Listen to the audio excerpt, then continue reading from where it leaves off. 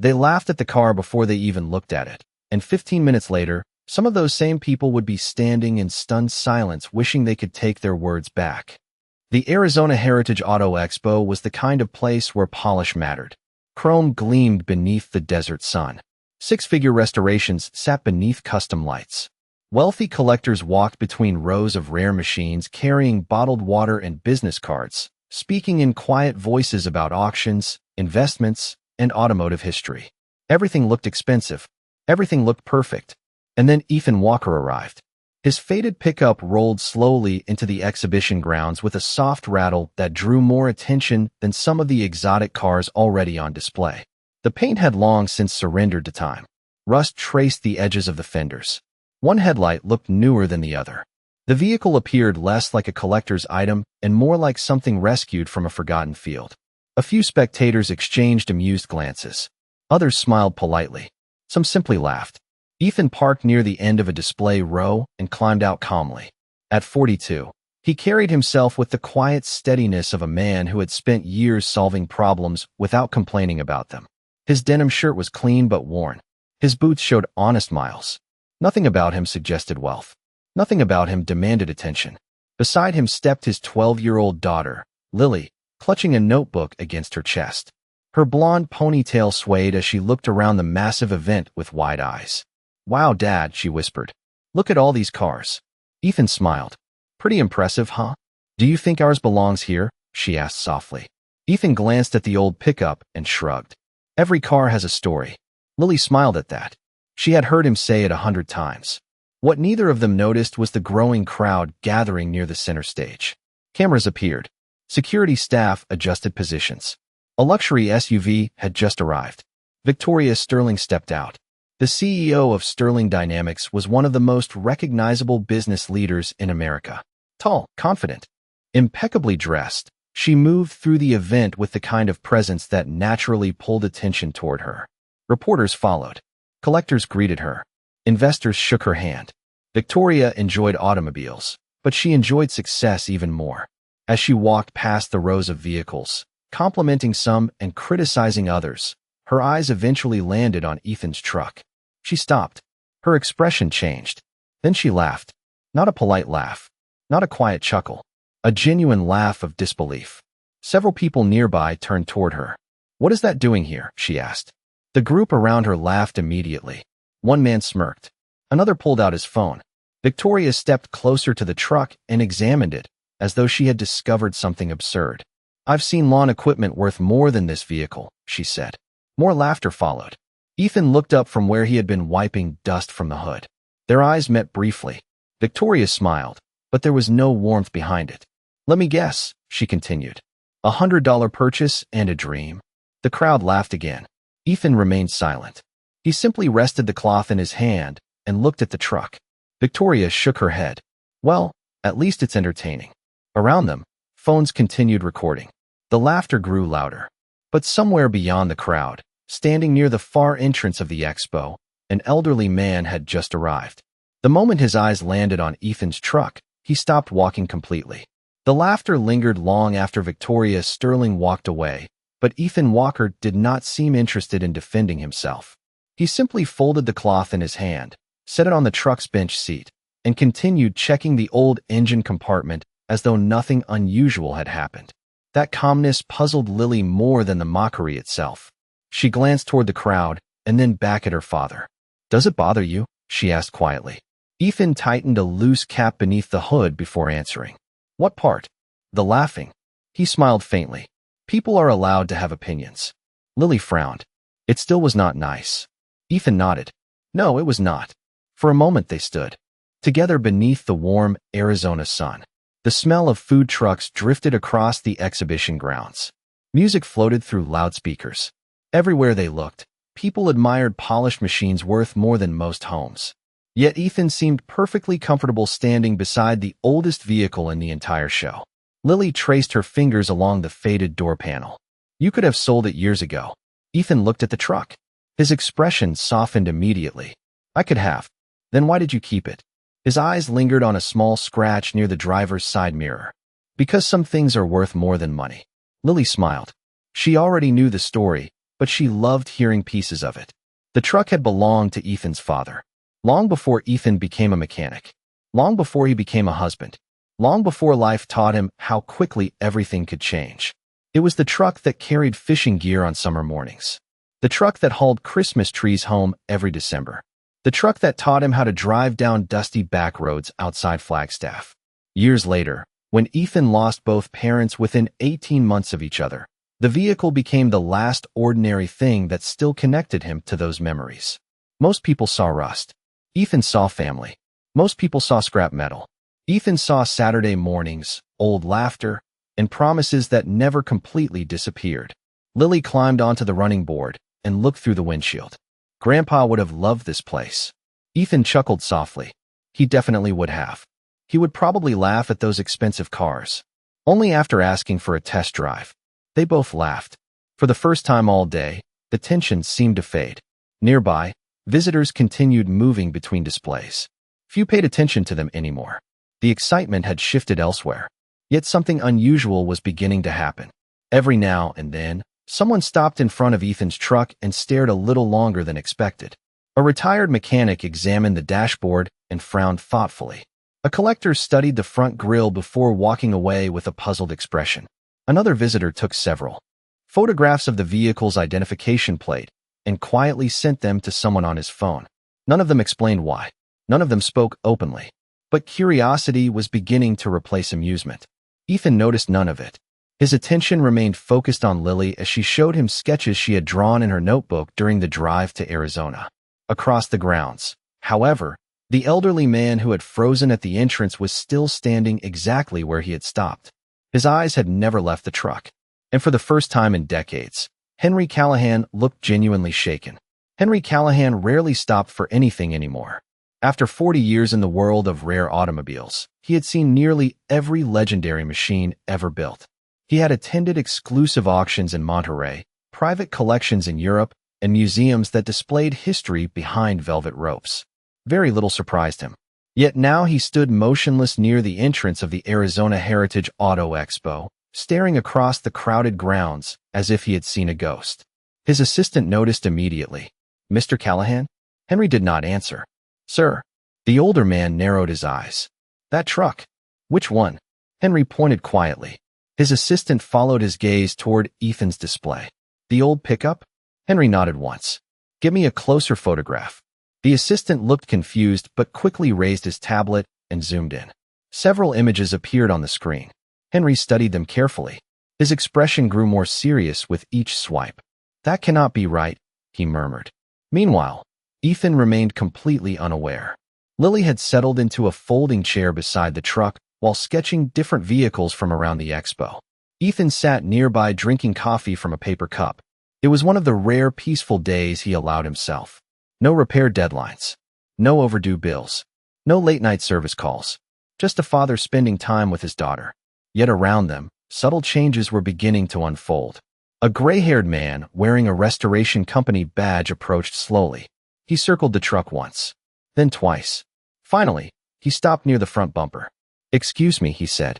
Ethan looked up. "Yes, sir." The man pointed toward a small metal detail near the grill. "Has that always been there?" Ethan shrugged. "As far as I know." The man leaned closer. "Interesting. What is?" Ethan asked. The visitor hesitated. "Probably nothing." But his tone suggested otherwise. A few minutes later, another collector arrived. Then another. Soon 3 strangers stood quietly examining different parts of the vehicle. One photographed the steering wheel. Another studied the dashboard. A third spent nearly a minute staring at a tiny emblem hidden beneath years of wear. None of them laughed. None of them mocked the truck. In fact, they appeared increasingly puzzled.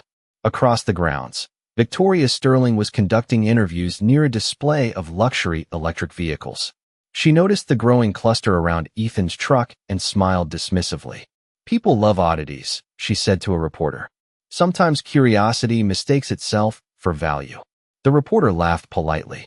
Victoria returned to discussing market trends and innovation. She never considered that the attention surrounding Ethan's truck might represent something more.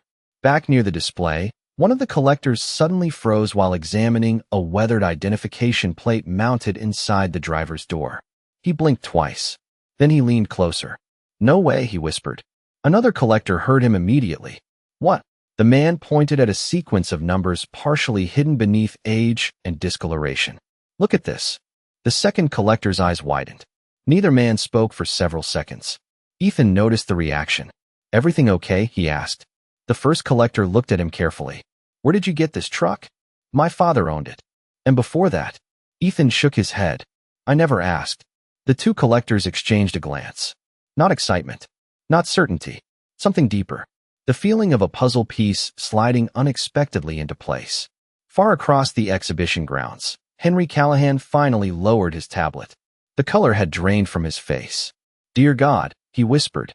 Then, without another word, he started walking directly toward Ethan Walker's truck. The crowd began to notice. Henry Callahan long before he reached the display. Conversations softened. Heads turned. Collectors stepped aside. Even people who had never met him recognized the legendary figure whose opinions could influence entire markets with a single sentence. Ethan looked up as the older man approached. He recognized the name immediately, though he had never expected to see him in person. Henry stopped beside the truck and simply stared. Not for a few seconds. Not for a polite moment. Nearly a full minute passed before he spoke. "May I?" he asked quietly. Ethan nodded. "Of course." Henry moved closer. His fingertips hovered above the weathered metal without touching it. His eyes traced details that nobody else seemed to notice. The shape of a panel. The angle of a seam. The placement of an old emblem nearly hidden beneath decades of age. Around them, the crowd continued to grow. Cameras appeared. Whispers spread. Lily watched nervously from her chair. "Dad?" she whispered. "Why is everyone looking over here?" Ethan smiled gently. "I am not sure." Across the grounds, Victoria Sterling noticed the gathering and frowned. She excused herself from another interview and walked toward the commotion. By the time she arrived, nearly 50 people surrounded Ethan's display. Victoria crossed her arms. "What is going on now?" she asked. One reporter shrugged. "Nobody knows." Victoria looked at the truck and laughed softly. "People are still fascinated by this thing." Henry did not react. He continued studying the vehicle. Victoria stepped closer. "Mr. Callahan, surely you are not interested in that old pickup." Henry remained silent. Victoria smiled towards several cameras that had begun recording. "Ladies and gentlemen, perhaps we should start a charity auction. Maybe we can raise enough money to buy this truck a proper retirement." Several people laughed. A few did not. The atmosphere felt different now. Less amused. More uncertain. Victoria noticed it immediately. "Come on," she said. "Nobody actually believes this thing belongs among these cars." Ethan calmly folded his arms. "It is okay," he said. "People do not have to like it." His response carried no anger. No resentment. Just quiet acceptance. That somehow made the crowd even more uncomfortable. Victoria shook her head. "You are taking this surprisingly well." Ethan smiled. "It is only a truck." Henry finally spoke. "No," the single word cut through the noise. The crowd fell silent. Victoria turned toward him. "Excuse me." Henry slowly lifted his eyes from the vehicle. "No," he repeated. "It is not only a truck." The silence deepened. Even the nearby reporters stopped talking. Victoria forced a small laugh. "Then what exactly is it?" Henry looked back at the weathered metal. "That is what I am trying to confirm." A murmur moved through the crowd. Several collectors exchanged nervous glances. The two men who had examined the identification plate earlier suddenly appeared very interested in the conversation. Victoria folded her arms tighter. "You cannot be serious." Henry did not answer immediately. Instead, he stepped toward the driver's side door and examined the identification plate one more time. Then he removed a small notebook from his jacket pocket. The page inside contained numbers. Old numbers. Carefully preserved numbers. He compared them twice. Then a third time. The color left his face again. His hand trembled slightly as he closed the notebook. For the first time all afternoon, genuine emotion appeared in his eyes. He looked directly at Ethan Walker. "Tell me something," Henry said quietly. "Has anyone ever explained to you what you actually own?" The question seemed simple, yet it instantly changed the atmosphere around the truck. Ethan looked at Henry Callahan with genuine confusion. "No, sir," he answered honestly. "My father left it to me. That is all I know." Henry nodded slowly. He did not appear disappointed. If anything, he seemed to expect that answer. Around them, the crowd pressed closer. Reporters raised microphones. Camera phones pointed toward the display from every angle. Even people attending events on the opposite side of the expo had begun drifting over to see what was happening. Victoria Sterling stood near the front of the crowd, her expression caught somewhere between curiosity and skepticism. "Well," she asked, "what is so special about it?" Henry remained silent for a moment. The Arizona wind carried dust gently across the pavement.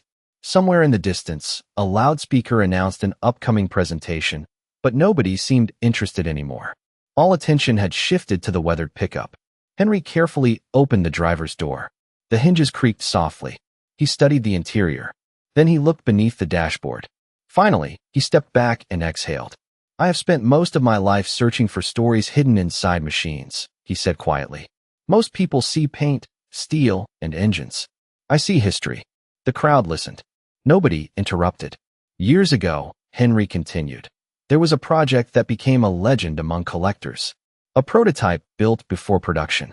A vehicle that was never supposed to survive." Murmurs spread immediately. Several collectors exchanged startled looks. Victoria folded her arms. "A prototype?"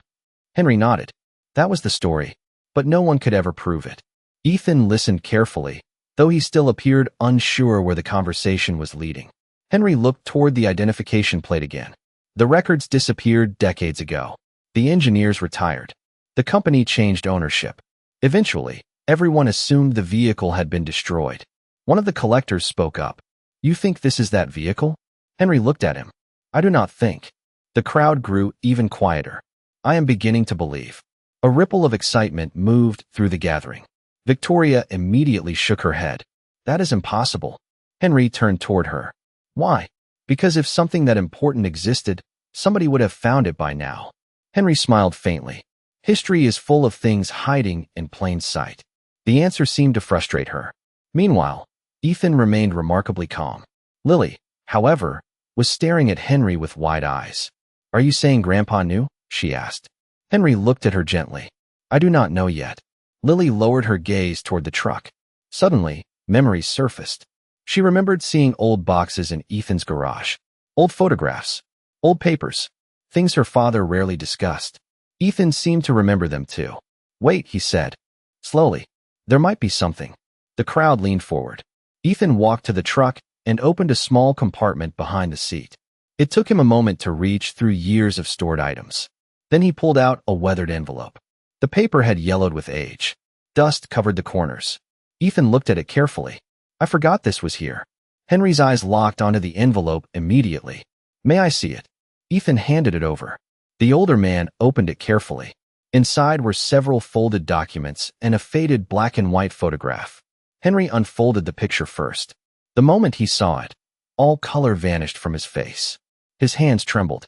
And for the second time that afternoon, the legendary collector looked completely stunned. For several long seconds, nobody spoke. The photograph remained in Henry Callahan's trembling hands while the crowd waited for an explanation. Even Victoria Sterling had stopped talking. The image showed three men standing beside a vehicle inside what appeared to be a development facility from decades earlier. The photograph had faded with time, but certain details remained unmistakable. The truck, the same body lines, the same unusual grille, the same distinctive shape that now sat only a few feet away. Henry swallowed hard. "I know this photograph," he said quietly. Ethan looked surprised. "You do?" Henry nodded. "I have spent 20 years searching for it." A wave of whispers moved through the crowd. Henry carefully turned the photograph so several collectors could see. Their reactions were immediate. Eyes widened. Mouths fell open. One older collector removed his glasses and looked again as if refusing to believe what he was seeing. "That cannot be real," he whispered. Henry looked at Ethan. "Your father never spoke about where this truck came from?" Ethan shook his head. "He only said it was special to him." Henry smiled sadly. That was the understatement of a lifetime. He unfolded one of the documents from the envelope. The paper crackled softly in the desert air. Several signatures covered the bottom. Dates, technical notes, approval stamps, the kind of paperwork historians dream of finding. Henry read silently, for a moment before closing his eyes.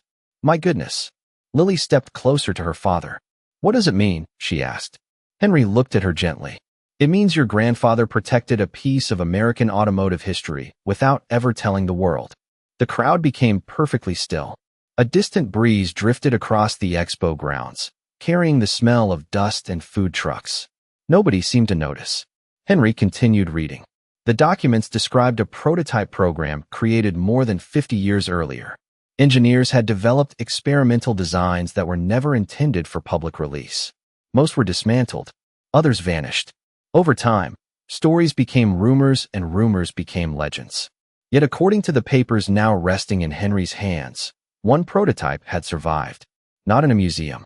Not in a private collection. Hidden in ordinary life. Hidden behind years of faded paint and family memories.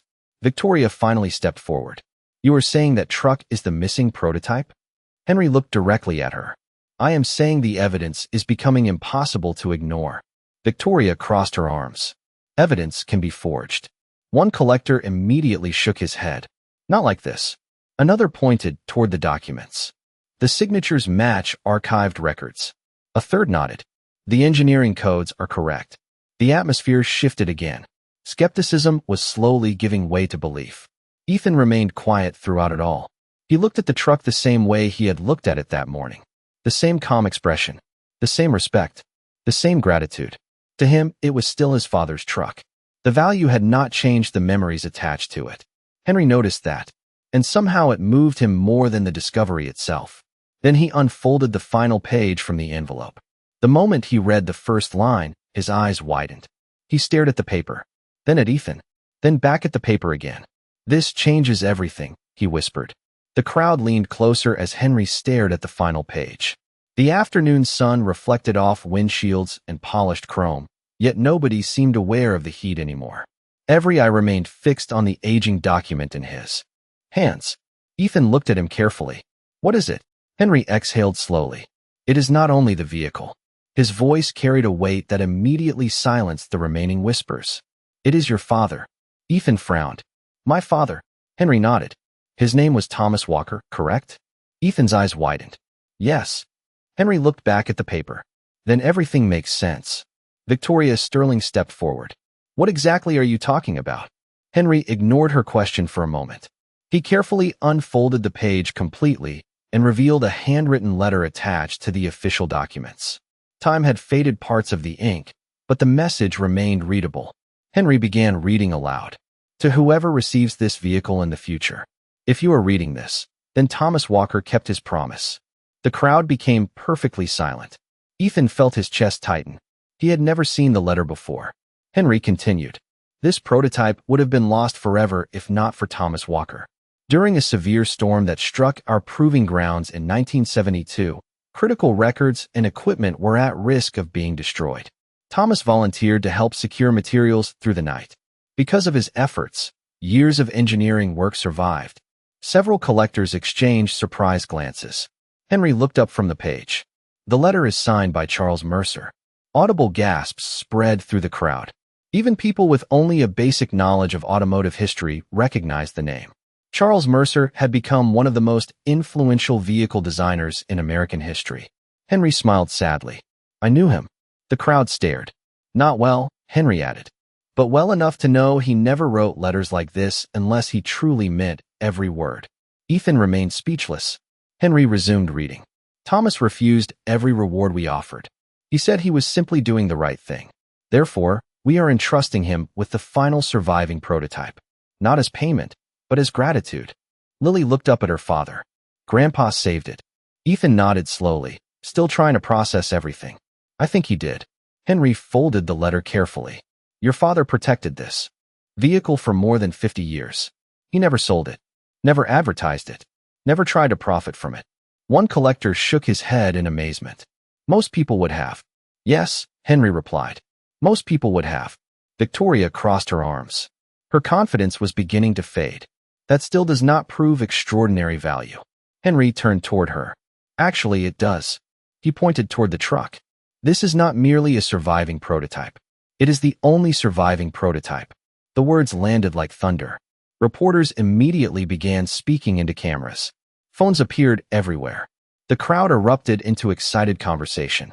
Yet in the middle of all the noise, Ethan remained strangely calm. He placed one hand on the truck's faded fender and smiled softly. Not because of its value, Not because of the attention, because for the first time, he understood why his father had never let it go. And as Henry looked at Ethan, a realization settled over him. The greatest treasure sitting in front of the crowd was not the vehicle. It was the character of the family that had protected it for generations. For a few moments, nobody seemed capable of speaking. The crowd that had laughed earlier now stood shoulder to shoulder around Ethan's display, staring at the truck with entirely different eyes. Reporters rushed to make calls. Collectors exchanged excited whispers. Phones buzzed with messages spreading across the expo grounds. Yet Henry Callahan remained focused on Ethan. "There is something you need to understand," he said quietly. Ethan listened. "Vehicles like this do not appear anymore. History does not give second chances very often." Victoria Sterling stepped forward. Her confidence had not disappeared completely, but it was beginning to crack. "What exactly are you saying this is worth?" Henry looked at her calmly. "Right now?" He glanced toward the truck. "Far more than anyone here imagined this morning." Victoria forced a smile. "That is still a very vague answer." Henry nodded. "Then let me be specific." The crowd became silent again. Henry removed his glasses and folded them carefully. "If this truck is authenticated fully, and I believe it will be, it immediately becomes one of the most significant surviving vehicles in American automotive history." Several collectors nodded in agreement. One of them quietly said, "He is right." Another added, "There is nothing comparable." Victoria's expression tightened. "That still does not create a number." Henry looked directly at Ethan. "Would you ever consider selling it?" Ethan glanced at Lily, then at the truck. "Honestly, I never thought about it." Henry smiled. "That is probably why you deserve to own it." The crowd murmured approvingly. Ethan looked embarrassed by the attention. He had spent years fixing brakes, changing oil, and working long hours to support his daughter. Becoming the center of a national conversation had never crossed his mind. Henry reached into his jacket pocket and removed a business card. Then another. Behind him, his legal advisor stepped forward, already sensing what was coming. Victoria watched carefully. Something about the situation suddenly felt very different from the harmless joke she thought she had found earlier. Henry took a slow breath. "Mr. Walker," he said, "I would like to make an offer." The crowd froze. Even the reporters stopped talking. Ethan blinked. "An offer?" Henry nodded. "Yes." "For the truck?" "For the truck." Ethan looked genuinely surprised. "Sir, I do not even know what it is worth." Henry smiled softly. "Neither does the market yet." A nervous laugh moved through the crowd. Henry continued, "But I know what it means." His legal advisor opened a folder. Papers appeared. Several collectors exchanged stunned looks. One whispered, "He is serious." Another nodded, "Very serious." Henry looked at Ethan one final time. "I am prepared to offer $5 million.